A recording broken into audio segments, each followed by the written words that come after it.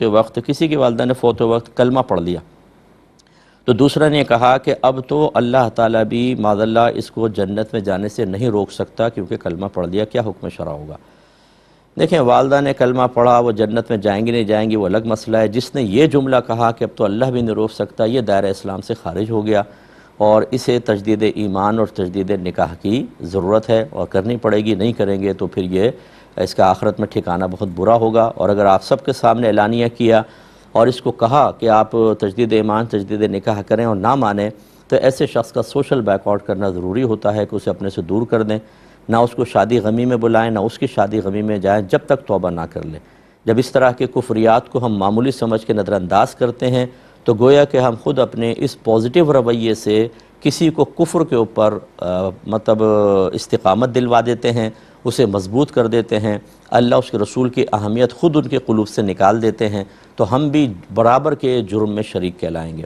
تو لہٰذا یاد رکھیے، جس نے آخر میں کلمہ پڑھ لیا، یہ تو نبی کریم نے فرمایا کہ جس نے پہلا جس کا کلام لا الہ الا اللہ اور آخری کلام لا الہ الا اللہ ہو وہ جنت میں جائے گا۔ تو ان کی والدہ نے کیا پہلا کلام لا الہ الا اللہ پڑھا تھا، یا یہ بس انہوں نے اپنے پاس سے ایک نکال لیا کہ آخری ٹائم میں کلمہ پڑھا تو ضرور جنت میں جائیں گے؟ دوسری بات یہ ہے کہ یہ بھی کوئی کنفرم نہیں ہوتا کہ آدمی پہلے اور بعد میں اگر کلمہ پڑھے گا تو ضرور جنت میں چلا جائے گا۔ اگر اس نے بیچ میں کوئی معاذ اللہ ثم معاذ اللہ کوئی ایسے قصور کیے ہیں جو حقوق و لباس سے تعلق رکھتے ہیں اور اللہ تعالیٰ چاہے تو اس پہ گرفت فرمانا چاہے تو بالکل کر سکتا ہے، یہ کوئی اللہ تعالیٰ مجبور محض نہیں ہو گیا۔ جب اس طرح کی احادیث میں کوئی فضیلت بیان ہوتی ہے تو سینکڑوں کنڈیشنز کے ساتھ ہوتی ہیں جو ذکر نہیں کی گئی ہوتی ہیں۔ ہم صرف ظاہری الفاظ کو لے کر اور پھر اس طرح اللہ تعالیٰ کو معمولی سا بنا کر پیش کرنا، جیسے اللہ مجبور ہو گیا، کچھ نہیں کر سکتا، اس نے کلمہ پڑھ لیا اب تو اللہ تعالیٰ بھی اس کو نہیں روک سکے گا، یعنی یہ اللہ تعالیٰ رحم فرمائے۔ اور میں تمام بہن بھائیوں سے گزارش کرتا ہوں، خدا را اللہ تبارک و تعالیٰ کہ پہلے سیکھیں کہ اللہ تعالیٰ ہے کون، اس کا انٹروڈکشن سیکھیں، اپنے اولاد کو سکھائیں، پھر اس کی معرفت حاصل کریں، اس کی قدرت کاملہ کا یقین حاصل کریں تاکہ وہ اس طرح حقارت کسی کے ذہن میں پیدا نہ ہو۔ اس پہ مزید کلام کریں گے ایک مختصر سے بریک کے بعد۔ بسم اللہ الرحمن الرحیم۔ آخری اس میں بات میں سوال کے جواب میں عرض کر رہا تھا کہ اس طرح کے جملے اللہ تعالیٰ کے لیے کہ جی اللہ بھی اب اس کو جنت میں جانے سے نہیں روک سکتا، یہ کیوں پیدا ہوتے ہیں؟ اس لیے کہ ہمیں معرفت الہی بہت ہی کم حاصل ہوتی ہے، اور یہ میں بار بار اس لیے معذرت کر لیتا ہوں کہ ہمارے بھائی بہن برا بہت جلدی مان جاتے ہیں۔ ہمارے گھر میں آپ پوچھ لیں، اپنے بڑوں سے بھی پوچھئے گا، امتحاناً نہیں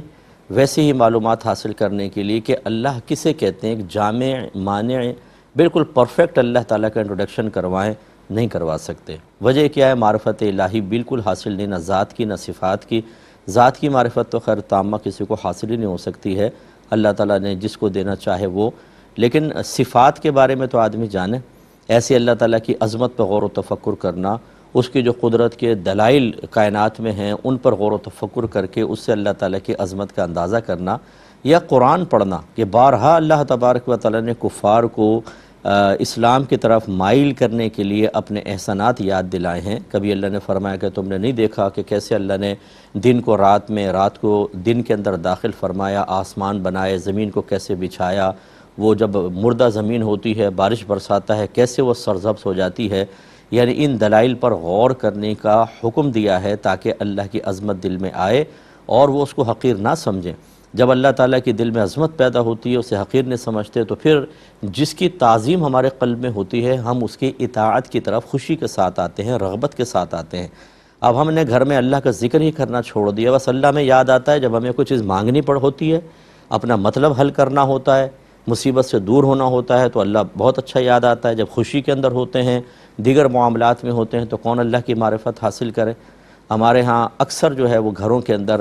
باقاعدہ گفتگو جیسے اللہ کی توحید کا بیان ہو، اللہ تبارک و تعالیٰ کی عظمت کا بیان ہو، اس کے کبھی درس دیکھیں آپ نے گھر میں یا رکھیں آپ نے گھر کے اندر؟ عشق الہی پر گفتگو ہو، محبت الہی پر گفتگو ہو، یہ اجنبی ہیں یہ چیزیں، یعنی یہ موضوعات ہمارے گھروں میں اکثر اجنبی ہیں۔ اسی وجہ سے پھر حقارت الہی پیدا ہوتی ہے قلب کے اندر، چھوٹی چھوٹی باتوں کو اللہ ایسا نہیں کر سکتا، ویسے نہیں کر سکتا۔ پوری کائنات کا نظام وہ چلا رہا ہے، اس بے نقص نظام کو اس نے بنایا، کسی مخلوق سے ایک لمحہ بھی وہ غافل نہیں، وہ چاہے تو جو چاہے وہ کر سکتا ہے۔ ان اللہ علی کل شیء قدیر، لیکن یہ بیچارے اللہ کو وہی مجبور محض سمجھے ہوئے ہیں، اس لیے ناراض مت ہوئیے گا، بالکل کوشش کریں کہ اللہ تعالیٰ کی اچھی معرفت حاصل